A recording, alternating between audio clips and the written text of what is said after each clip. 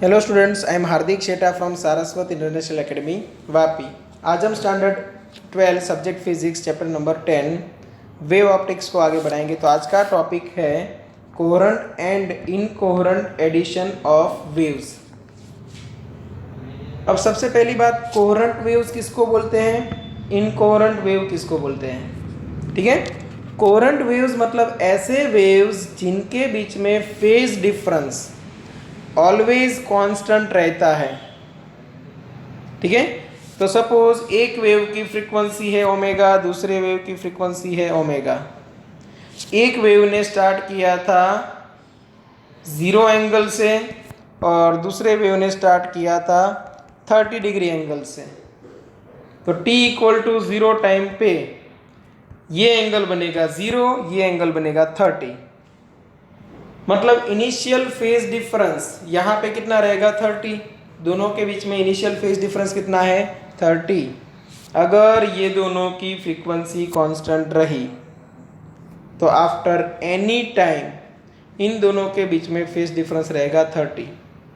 तो ऐसे जो दो वेव्स होंगे उनको हम बोलेंगे कोहेरेंट वेव्स। और जिनके बीच में फेज डिफरेंस कंटिन्यूअसली चेंज हो रहा है ऐसे वेव्स को हम बोलेंगे इनकोहेरेंट वेव्स। ठीक है, चलो तो यहाँ पे स्टार्ट करते हैं एक प्रिंसिपल से। कौन सा प्रिंसिपल है, सुपरपोजिशन प्रिंसिपल। ठीक है, तो ये प्रिंसिपल का स्टेटमेंट आपको अच्छे से याद रखना है और एकदम इजी है। At a particular point in the medium the resultant displacement produced by a number of waves is the vector sum of the displacement produced by each of the waves। ठीक है, कोई एक पर्टिकुलर पोजीशन पे बहुत सारे waves suppose incident हो रहे हैं और सभी वेव्स की वजह से उसका डिस्प्लेसमेंट अलग अलग मैग्नीट्यूड अलग अलग डायरेक्शन में होने वाला था। तो सभी डिस्प्लेसमेंट्स का वेक्टर एडिशन निकालो और जो रिजल्टेंट डिस्प्लेसमेंट मिले उसी डायरेक्शन में वो पार्टिकल डिस्प्लेस होगा। सबसे सिंपलेस्ट एग्जांपल लेते हैं। सपोज ये एक पार्टिकल है और उसके ऊपर दो वेव्स की इफेक्ट होने वाली है। समझो एक वेव कुछ इस तरह जा रहा है और दूसरा वेव है वो कुछ इस तरह आ रहा है। ठीक है, तो जो ये नीचे वाला वेव है वो उसको नीचे की ओर डिस्प्लेस करने वाला था सपोज 2 सेंटीमीटर से, बट नीचे की ओर है इसलिए मैं ले रहा हूँ -2। ये जो फर्स्ट वेव जो आया था वो उसको इतना ऊपर लेके जाना चाहता है, सपोज ऊपर की ओर +3 सेंटीमीटर। तो उसका डिस्प्लेसमेंट कितना होगा +3 - 2 +1 सेंटीमीटर। ठीक है ना। तो वैसे ही अगर बहुत सारे वेव्स एक ही पोजीशन से पास हो रहे हैं तो उस पोजीशन का डिस्प्लेसमेंट सभी वेव्स की वजह से होने वाले इंडिविजुअल डिस्प्लेसमेंट्स का वेक्टर एडिशन होगा। वेक्टर एडिशन मतलब यहाँ पे हम विथ डायरेक्शन एडिशन करेंगे। और इसी प्रिंसिपल पे ये चैप्टर का आई थिंक 70% सिलेबस है वो डिपेंडेंट रहेगा इसी प्रिंसिपल पे। ठीक है, तो अभी स्टार्ट करते हैं। Consider the two needles, consider two needles F1 and F2 moving periodically up and down in an identical fashion in a trough of water as shown in figure 10.8a। देखो यहाँ पे है दो नीडल को हम up down कर रहे हैं। ओके, और दोनों को नाम दिया है S1 एंड S2। क्यों? क्योंकि जो वेव्स जनरेट होने वाले हैं उनके लिए ये नीडल्स सोर्स है। तो सोर्स 1 एंड सोर्स 2 नाम दिया गया है। They produce 2 water waves and at a particular point the phase difference between the displacement produced by each of the waves does not change with time. क्यों? क्योंकि हमने दोनों को एक ही मैनर में अप डाउन किया था, तो एक ही फ्रीक्वेंसी वाले वेव्स जनरेट करेंगे तो फिर phase difference at any point time के साथ चेंज होगा नहीं। When this happens, the two sources are said to be coherent। तो फिर ये दोनों सोर्सेस को हम क्या बोलेंगे, कोहेरेंट सोर्सेस, और उनकी वजह से जो बहुत सारे वेव्स बनते हैं, और as per the principle of superposition आपको कुछ इस तरह की पैटर्न मिलेगी, और हर एक पोजीशन पे पार्टिकल है उसका डिस्प्लेसमेंट आपको मिलेगा, रिजल्टेंट डिस्प्लेसमेंट। ठीक है, तो कुछ ऐसे ही इफेक्ट हम देखने वाले हैं अलग अलग फेज डिफरेंस के लिए, अलग अलग कंडीशन में। क्या एम्पलीट्यूड मिलेगा, एम्पलीट्यूड मतलब आपको पता होगा मैक्सिमम डिस्प्लेसमेंट, क्या इंटेंसिटी मिलेगी, ओके, कब दो वेव एक दूसरे को सपोर्ट करेंगे, कब दो वेव एक दूसरे को ओपोज करेंगे। ठीक है, तो चलो स्टार्ट करते हैं। सबसे पहले मैं नाम देता हूं केस 1। केस 1 एक ऐसा है जहां पे दो वेव्स के बीच में कोई पाथ डिफरेंस नहीं है, मतलब S2P minus S1P, S2P minus S1P is equal to 0 दिया है। अब S2P S1P क्या है, तो उसके लिए ये डायग्राम ध्यान में लो। सपोज यहाँ पे एक सोर्स है S1 और यहाँ पे एक सोर्स है S2, वो कोई वेव्स जनरेट कर रहे हैं। ऐसा नहीं कि लाइट वेव्स ही होने चाहिए, कोई भी वेव। ठीक है, अब S1 में से निकलने वाला वेव मान के चलो कि ऐसे ऐसे ऐसे ऐसे ट्रैवल किया, यहाँ तक पहुँचा। यहाँ से निकलने वाला वेव ऐसे ऐसे ऐसे ऐसे ट्रैवल करके यहाँ तक पहुँचा,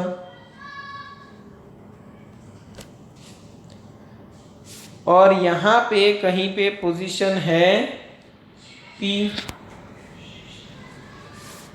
तो अभी हम जो डिस्कशन कर रहे हैं वो ये डिस्टेंस और ये डिस्टेंस दोनों को सेम लेके, S1P और S2P सेम है, तो दोनों के बीच में पाथ डिफरेंस क्या है, 0। चलो तो मैं यहाँ पे डिटेल लिखता हूँ। चलो यहाँ पे आपको सबसे पहली बात पाथ डिफरेंस दिया हुआ है 0, क्योंकि दोनों इक्वल पाथ ट्रैवल कर रहे हैं। तो पाथ डिफरेंस की वजह से, तो पाथ डिफरेंस की वजह से आपको जो फेज डिफरेंस मिलेगा, फेज डिफरेंस मतलब एंगल का डिफरेंस। अब समझो कि अगर एक वेव कंप्लीट होता है तब फेज डिफरेंस कितना होता है, 2 पाई।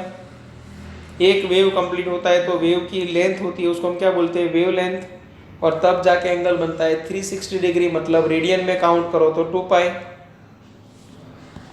ठीक है, तो पाथ डिफरेंस यहाँ पे 0 है, तो फेज डिफरेंस मतलब एंगल का डिफरेंस भी रहेगा 0।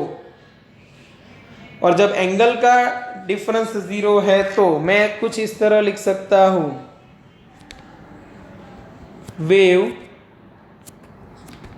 या तो displacement of particle at position P due to wave produced by source 1। Source 1 की वजह से जो वेव प्रोड्यूस हुआ है उसकी वजह से मैं क्या ले रहा हूँ, डिस्प्लेसमेंट एट पोजीशन P। मुझे क्या मिलेगा, तो y1 equal to suppose A cos omega t मिल रहा है। A क्या है, एम्पलीट्यूड है, और cos फंक्शन के हिसाब से ये डिस्प्लेसमेंट है वो वेरी हो रहा है, तो ये मैंने नाम दे दिया इक्वेशन 1। ठीक है, सेम ऐसे ही मैं लिखूँ डिस्प्लेसमेंट प्रोड्यूस्ड बाय, या तो displacement of particle 2 at position P due to wave produced by source 2, तो वो मुझे मिलेगा y2 equal to A cos omega t, equation number 2। यहाँ तक समझ में आया होगा। अब दोनों के एंगल मैंने सेम क्यों रखे, क्योंकि दोनों के बीच में फेज डिफरेंस है 0। क्यों, क्योंकि पाथ डिफरेंस था 0, दोनों के बीच में कोई एंगल का डिफरेंस है ही नहीं। और दोनों वेव्स मैंने अभी लिए हैं कोहेरेंट वेव्स, तो टाइम के साथ भी फेज चेंज नहीं हो रहा है यहाँ पे। ओके, तो अभी हम लेते हैं superposition principle. As per superposition principle, चलो सुपरपोजिशन प्रिंसिपल की हेल्प से आप क्या लिख सकते हो कि resultant displacement y equal to y1 plus y2। तो y1 क्या था, a cos omega T, y2 क्या था, a cos ओमेगा टी, तो क्या बन गया ये 2a cos ओमेगा टी। ये रिजल्टेंट डिस्प्लेसमेंट का मुझे फॉर्मूला मिला।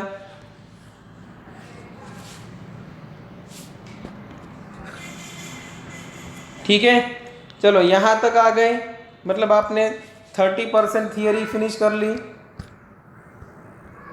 अरे बाप रे, अभी तो 30% हुई है, क्यों? चलो, तो अभी नेक्स्ट कंडीशन क्या आएगी, इंटेंसिटी एट पोजीशन P। तो intensity is directly proportional to, याद रखना, एम्पलीट्यूड स्क्वायर। वेव नेचर में intensity is directly proportional to amplitude square. Hence आपको इंटेंसिटी क्या मिलेगी, 4I0। ठीक है, क्यों? यहाँ पे एम्पलीट्यूड है 2a, मतलब एम्पलीट्यूड हुआ 2 टाइम्स। समझना, इनिशियल एम्पलीट्यूड क्या था एक वेव की वजह से, देखो a, तो सुपरपोजिशन से एम्पलीट्यूड क्या मिला 2a।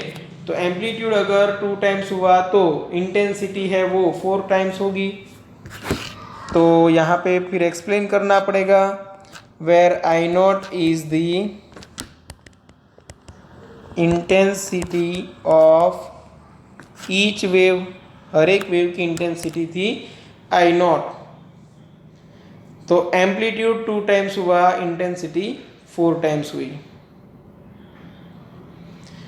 तो इंटेंसिटी मैक्सिमम बनने की प्रोसेस को हम क्या बोलते हैं, कंस्ट्रक्टिव इंटरफेरेंस। 2 टाइप के इंटरफेरेंस होते हैं, कंस्ट्रक्टिव एंड डिस्ट्रक्टिव। तो यहाँ पे जो हुआ उसको बोला जाएगा कंस्ट्रक्टिव। क्यों? दोनों वेव एक दूसरे को मिल के एक दूसरे की इफेक्ट को कैंसल आउट नहीं कर रहे हैं, बट एक दूसरे को एनहांस कर रहे हैं, एक दूसरे की वजह से इंटेंसिटी को इंक्रीज करने की ट्राई कर रहे हैं। तो कुछ कंस्ट्रक्टिव वर्क हुआ, तो ये हो गया कंस्ट्रक्टिव इंटरफेरेंस। ठीक है,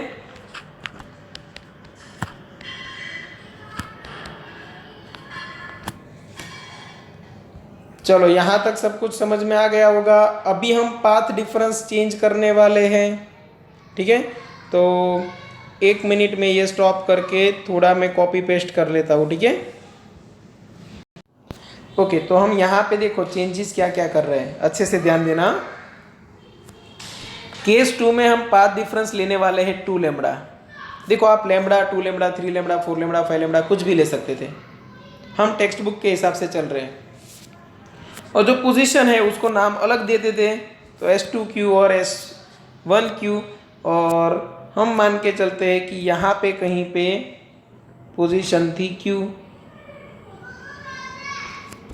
और एक वेव यहाँ से ऐसे गया और ये दोनों यहाँ पे इंटरफेरेंस क्रिएट कर रहे हैं, और ये पोजीशन है Q। यहाँ पे जो वेव बनाया, जितने वेव्स बने, सपोज वेवलेंथ है 9 लैम्बडा और यहाँ पे है 7 लैम्बडा, तो पाथ डिफरेंस क्या हो गया 2 लैम्बडा। चलो अभी चेंजेस क्या क्या होंगे, देखो ऐसे लिख के क्यों दे रहा हूँ आपको, ताकि आप एक बार फर्स्ट स्टेप अच्छे से याद करके लिख लो, सेकेंड स्टेप और उसके बाद एक और आएगा थर्ड स्टेप, आप डायरेक्ट खुद से लिख पाओ, आपको भी इजी रहेगा। ठीक है, तो यहाँ पे पाथ डिफरेंस क्या है 2 लैम्बडा। अब मैंने आपको बताया था 1 लैम्बडा के लिए फेज डिफरेंस क्या होता है 2 पाई, तो 2 लैम्बडा के लिए 4 पाई। तो फेज डिफरेंस रहा 2 इंटू लैम्बडा की जगह पे मैंने रख दिया 2 पाई, तो फेज डिफरेंस बन गया 4 पाई। ये पूरा as it is displacement produced, displacement of particle at position यहाँ पे आ जाएगी Q due to wave produced by source 1, y1 equal to a cos omega t as it is. फिर यहाँ पे भी क्यू, यहाँ पे ओमेगा टी,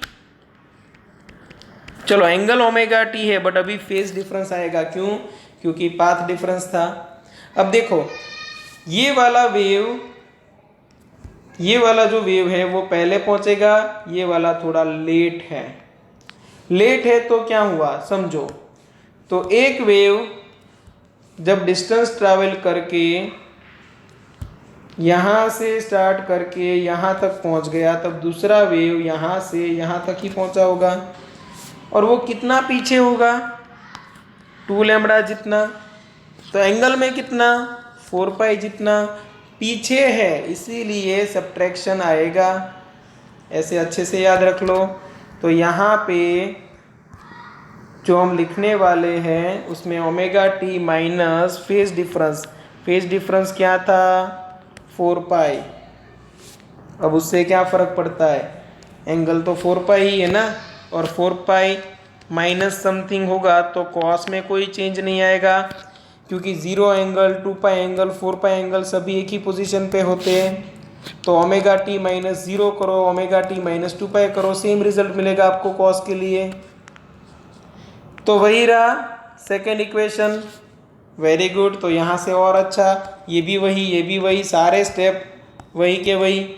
इंटेंसिटी फिर से आपको मिली मैक्सिमम, मतलब फिर से क्या हुआ? Constructive interference. ठीक है, तो हमने टेक्स्ट बुक के हिसाब से कंस्ट्रक्टिव इंटरफेरेंस के जो 2 केसेस है वो हमने यहाँ पे पढ़ लिए। अभी एक केस हमें पढ़ना है डिस्ट्रक्टिव इंटरफेरेंस के लिए, बट उससे पहले कंस्ट्रक्टिव इंटरफेरेंस की कुछ कंडीशंस है वो मैं यहाँ पे आपको लिख के दे रहा हूँ, ताकि आपको न्यूमेरिकल्स में भी कभी कोई प्रॉब्लम ना हो। ओके, तो यहाँ पे लिखते हैं कंडीशंस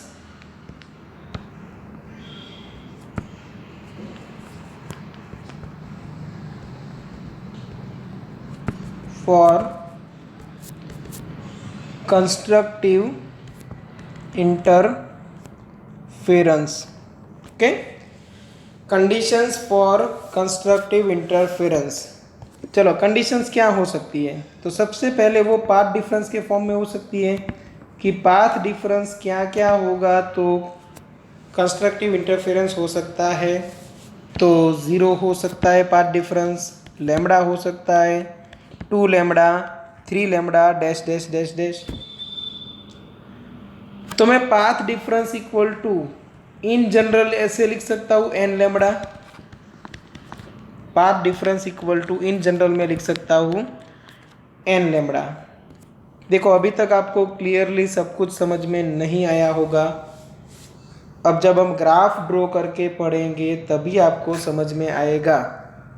ठीक है, तो यहाँ पे मैं कंस्ट्रक्टिव इंटरफेरेंस के लिए 2 वेव्स को कंपेयर करता हुआ ग्राफ बना देता हूँ आपको।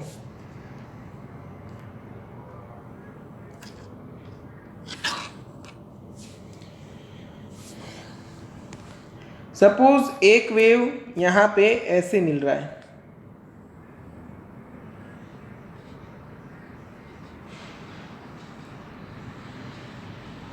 ड्राइंग अच्छा नहीं है, थोड़ा चला लेना। ठीक है, ओके। मैंने यहाँ पे ये एक्सटेंशन ले लिया ताकि मुझे पता चले, कंपैरिजन कर सकूँ कि दोनों के बीच में पाथ डिफरेंस क्या है या तो फेज डिफरेंस क्या है।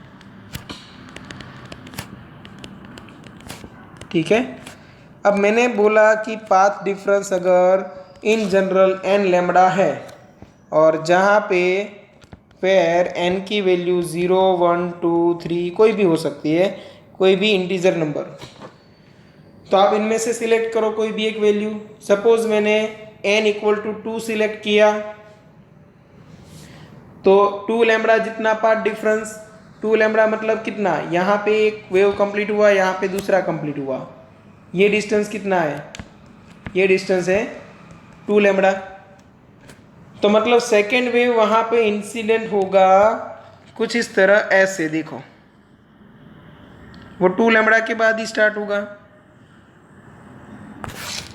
अब आप खुद देख के समझ लो कि जहाँ पे एक वेव है उसका पॉजिटिव आ रहा है ये पार्ट, वहीं पे दूसरे वेव का भी पॉजिटिव आ रहा है, तो दोनों का जो डिस्प्लेसमेंट है वो ऐड होगा, तो एम्पलीट्यूड है वो इंक्रीज होगा, एम्पलीट्यूड इंक्रीज होगा तो इंटेंसिटी भी बढ़ेगी। इसीलिए तो ये कंस्ट्रक्टिव इंटरफेरेंस है। जहाँ पे एक वेव का नेगेटिव आएगा वहाँ पे दूसरे वेव का भी नेगेटिव आएगा तो भी ऐड होगा और इंटेंसिटी आपको हाई मिलेगी। क्लियर? ओके, तो फेज डिफरेंस के हिसाब से देखो, फेज डिफरेंस क्या होगा, तो ये 0, ये पाई, यहाँ पे 2 पाई, देखो एक लैम्बडा फिनिश हुआ वहाँ पे 2 पाई, ये 3 पाई और यहाँ पे 4 पाई, तो फेज डिफरेंस कितना हुआ 4 पाई। तो 2 लैम्बडा के हिसाब से फेज डिफरेंस कितना होना चाहिए, देखो यहाँ पे 4 पाई। अभी समझ में आ गया होगा। ये तो हुआ पाथ डिफरेंस, मुझे फेज डिफरेंस अभी लिखना बाकी है। तो फेज डिफरेंस क्या क्या हो सकता है, तो 0 हो सकता है, फिर सीधा 2 पाई। क्यों? क्योंकि 0 यहाँ पे लैम्बडा के लिए होता है 2 पाई, 2 लैम्बडा के लिए क्या होना चाहिए 4 पाई, तो ये 4 पाई, 6 पाई, वैसे और इवन नंबर ऑफ पाई आएगा ना। तो मतलब दूसरी कंडीशन मुझे ये मिली, फेज डिफरेंस है वो 2n पाई होना ज़रूरी, वेर n इक्वल टू 0, 1, 2, 3 कोई भी। ये दो कंडीशन किसके लिए है, कंस्ट्रक्टिव इंटरफेरेंस के लिए। ठीक है, अभी हम पढ़ने वाले हैं डिस्ट्रक्टिव इंटरफेरेंस। अभी हम पढ़ने वाले हैं डिस्ट्रक्टिव इंटरफेरेंस। तो उसके लिए देखो मैंने कॉपी पेस्ट करके ही रखा है, यहाँ पे हम नाम दे देते हैं 3, तो ये केस 3 हो गया। यहाँ पे कोई पोजीशन R ले लेते हैं, तो S2R माइनस S1R, सपोज यहाँ पे दिया हुआ है 2.5 लैम्बडा, तो मैं इसे उल्टा कर देता हूँ क्योंकि आपकी टेक्स्ट बुक में वो -2.5 दिया है, तो मैं S1R माइनस S2R कर देता हूँ 2.5 लैम्बडा। चलो, क्योंकि इस बार जो पोजीशन ली है वो नीचे ली गई है, मतलब S1 है वेव, वो ज़्यादा डिस्टेंस ट्रैवल करेगा, तो इस बार आपको वेव्स ऐसे इंटरफियर होते हुए नजर आएंगे।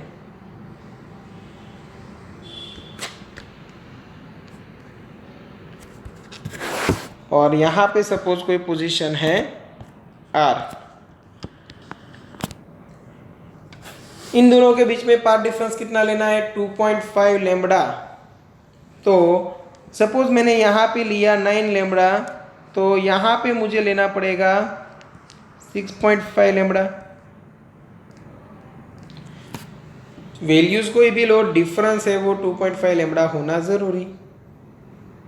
ठीक है, तो यहाँ पे मुझे पाथ डिफरेंस मिला 2.5 लैम्बडा, तो फेज डिफरेंस 2.5 इंटू 2 पाई मुझे क्या मिलेगा 5 पाई।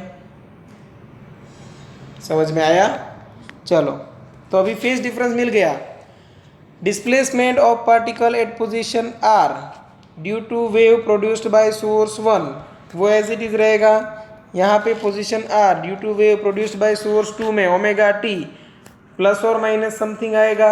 अभी चेक करो, ये वेव जब यहाँ पे पहुँचेगा तब ये आगे निकल गया, देखो अब सेकेंड वेव आगे है फर्स्ट वेव से, क्योंकि सेकेंड वेव को कम डिस्टेंस ट्रैवल करना है, फर्स्ट वेव को ज़्यादा डिस्टेंस ट्रैवल करना है, तो इस बार एंगल आएगा प्लस। तो यहाँ पे फेज डिफरेंस आपको ऐड करना रहेगा। ठीक है, तो यहाँ पे आएगा ओमेगा टी प्लस 5 पाई। क्लियर? और 5 पाई प्लस समथिंग मतलब थर्ड क्वाड्रेंट में ऑल एस टी से के हिसाब से कॉस नेगेटिव होता है, तो यहाँ पे एक नेगेटिव टर्म आएगा -a cos ओमेगा टी। ये हुआ इक्वेशन नंबर 2। तो y equal to y1 plus y2 में यहाँ पे आ जाएगा माइनस और डिस्प्लेसमेंट हो गया 0। डिस्प्लेसमेंट 0 तो इंटेंसिटी भी 0, फिर इसकी ज़रूरत नहीं है, और ये बन गया डिस्ट्रक्टिव इंटरफेरेंस। तो यहाँ पे हम लिख देंगे डिस्ट्रक्टिव इंटरफियरेंस। ओके, अब डिस्ट्रक्टिव इंटरफियरेंस की भी कंडीशंस आएगी जैसे कंस्ट्रक्टिव की थी, तो चलो वो भी सब कॉपी करके हम लिख लेते हैं।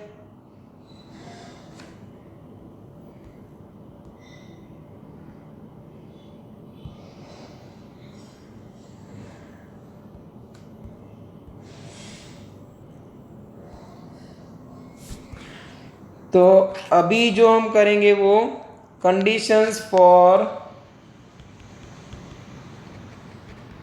Destructive interference. डिस्ट्रक्टिव मतलब दोनों वेव्स एक दूसरे को डिस्ट्रॉय करके इंटेंसिटी बना देंगे जीरो। उसके लिए पाथ डिफरेंस क्या था आपको याद है तो 0.5 लैम्बडा समथिंग था, 2.5 लैम्बडा, ये ऐसा कुछ था ना। तो पाथ डिफरेंस है वो लैम्बडा बाई 2 होगा, चलेगा, 3 लैम्बडा बाई 2 चलेगा, 5 लैम्बडा बाई 2, ऐसे odd number of lambda by 2 में होना ज़रूरी। तो हम कंबाइन करके क्या लिख सकते हैं, कंबाइन करके हम कुछ इस तरह लिख सकते हैं,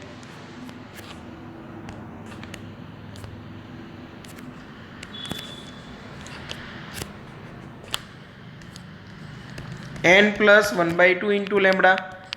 देखो n प्लस 1/2 कर दोगे तो यहाँ पे always odd number divide by 2 ही आएगा, और इंटू क्या करना है लैम्बडा।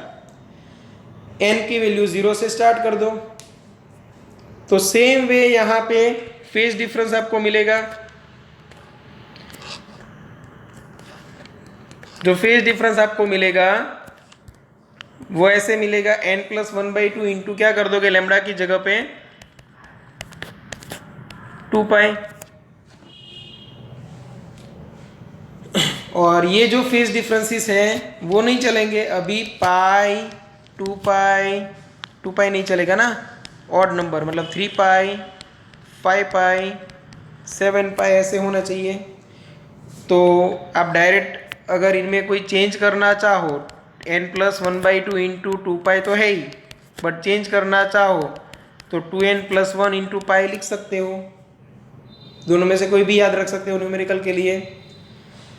अब देखो n की वैल्यू में कोई एक सिलेक्ट करूं, सपोज n की वैल्यू हम सिलेक्ट कर रहे हैं 2, तो 5/2 लैम्बडा हुआ, मतलब 2.5 लैम्बडा। 2.5 मतलब ये 2 लैम्बडा है, 2.5 तक जाना है तो और आगे बढ़ना पड़ेगा, थोड़ा आधा तक, हाफ लैम्बडा तक आगे बढ़ना पड़ेगा, ठीक है। तो फिर यहां से स्टार्ट करके यहां तक आपको मिलेगा 2.5 लैम्बडा, ये 2 लैम्बडा कंप्लीट हुआ यहां तक, ये क्या हुआ 2.5 लैम्बडा। तो 2.5 लैम्बडा से अगर कोई वेव स्टार्ट होगा तो क्या होगा सोचो, यहां से स्टार्ट हुआ वेव,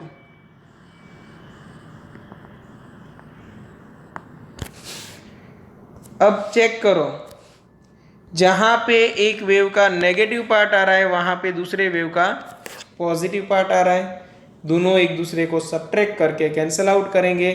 यहाँ पे देखो तो यहाँ पे ये पॉजिटिव पार्ट है तो वहाँ पे ये नेगेटिव पार्ट है, कैंसिल आउट कर देंगे, एम्पलीट्यूड मिल जाएगा 0 और इंटेंसिटी भी मिलेगी 0 इस हिसाब से, ठीक है ना। तो ये हुआ डिस्ट्रक्टिव इंटरफियरेंस। ओके, तो कंस्ट्रक्टिव इंटरफियरेंस की डेफिनेशन क्या बना सकते हो आप, if the resultant intensity produced by interference of two waves is maximum then the interference is said to be constructive interference, ठीक है। और डिस्ट्रक्टिव इंटरफेरेंस के लिए if the resultant intensity produced by interference of two waves is 0 then the interference is said to be destructive interference। Okay, तो destructive interference तक हमने पढ़ लिया है। अभी आगे रिजल्टेंट इंटेंसिटी, चलो अब हम ये सोच के चले कि ना तो कंस्ट्रक्टिव हो रहा है पूरी तरह से, ना तो पूरी तरह से डिस्ट्रक्टिव, तो कोई ना कोई इंटरमीडिएट इंटेंसिटी तो मिलनी चाहिए, 0 नहीं मिलेगी, मैक्सिमम नहीं मिलेगी, बट 0 टू मैक्सिमम के बीच में कोई ना कोई इंटेंसिटी हमें मिलनी चाहिए, ठीक है। तो उसके लिए अभी हम फॉर्मूला डिराइव करेंगे रिजल्टेंट इंटेंसिटी का। तो यहाँ पे रिजल्टेंट इंटेंसिटी, तो हम मान के चलते हैं कि एक वेव हमारा था y1 equal to a cos omega t, और दूसरा वेव जो प्रोड्यूस हुआ था वो a cos omega t plus any angle. Suppose दोनों के बीच में फेज डिफरेंस है फाई। फाई क्या है वो हमें पता नहीं है, बाद में पता चलेगा। ठीक है, तो एज पर सुपरपोजिशन प्रिंसिपल हम क्या कर सकते हैं, y equal to y1 plus y2। यहाँ पे क्या बनेगा a cos omega t plus क्या बनेगा a cos omega t plus phi. दोनों में से a कॉमन, तो बचा क्या cos omega t plus cos omega t plus phi. अब ये फॉर्मूला याद रख लो, c प्लस सी मतलब 2cc, तो ये बनेगा 2 cos, दोनों का एंगल डिवाइड बाई 2, दोनों एंगल का एडिशन डिवाइड बाई 2, तो omega t plus phi divide by 2 करोगे आप। हम बड़ा एंगल ये है इसलिए उसको पहले लिख देते हैं, तो omega t plus phi plus omega t, और दूसरी बार जब कॉस लिखेंगे तब omega t plus phi minus omega t divide by 2। ठीक है, चलो यहाँ पे इसमें से ये सब्ट्रैक्ट किया होता तो भी कोई आंसर में चेंज नहीं आता, क्योंकि कॉस इवन फंक्शन है।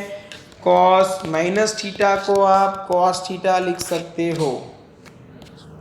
ठीक है, चलो तो यहाँ पे रिजल्टेंट हमें क्या मिला 2a cos, एक मिलेगा 5/2 और एक मिलेगा cos 2 ओमेगा टी प्लस 5/2।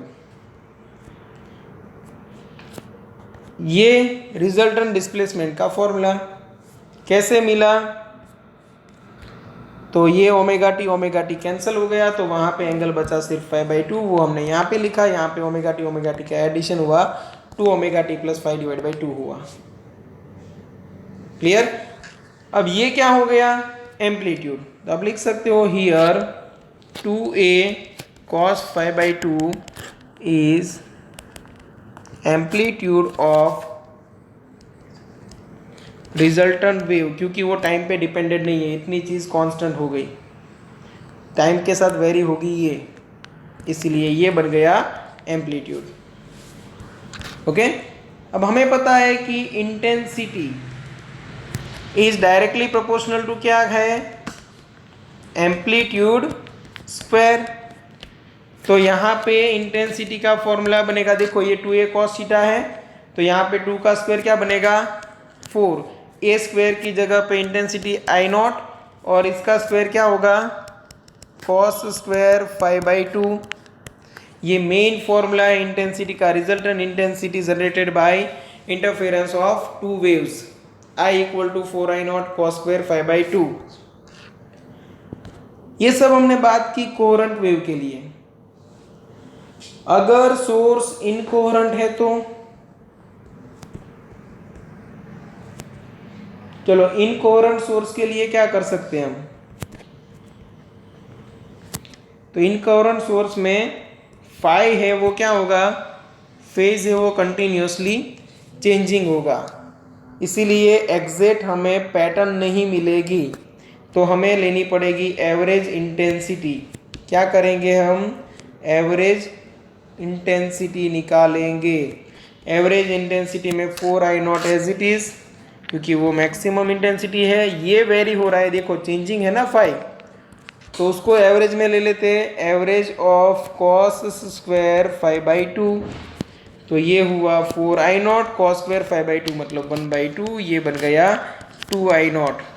तो इसका मतलब मैं बोल सकता हूँ I0 प्लस I0 हुआ इधर। ठीक है, मतलब इंटेंसिटी जस्ट यहाँ पे ऐड हुई और कुछ नहीं हुआ उसके साथ।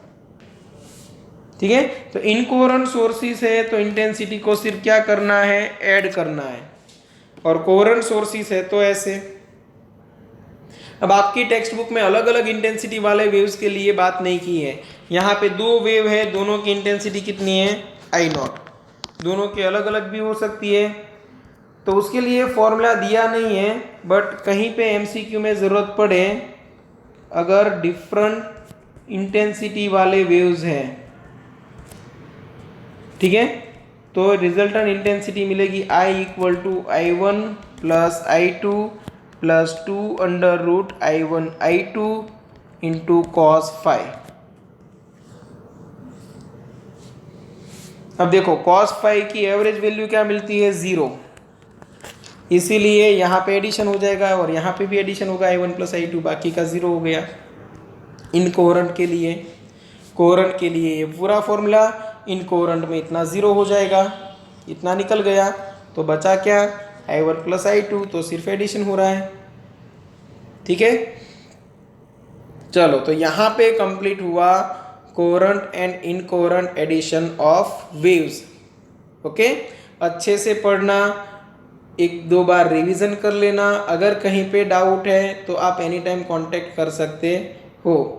नेक्स्ट लेक्चर में हम interference of light waves and Young's experiment से सिलेबस को आगे बढ़ाएंगे, ठीक है।